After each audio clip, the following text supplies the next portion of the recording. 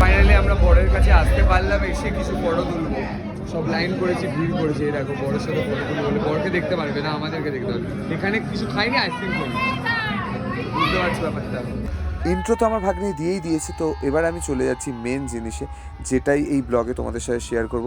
এখানে দেখতে পারবে আমাদের সেই উদ্ধুম নাচ, মানে আমরা বলি না, মানে আমি বলি বেসিক্যালি আমার ব্লগে কিন্তু ডান্স থাকবেই। আর এখানে দেখতে পাচ্ছ আমার এই বোনটাকে, ও কিন্তু শাড়ি পরে না, আর ওকে আমি কমিটমেন্ট দিয়েছি বলে ও হাসছে, ভাবছে আমি মজা করছি, কিন্তু ওকে সত্যিই সুন্দর লাগছিলো।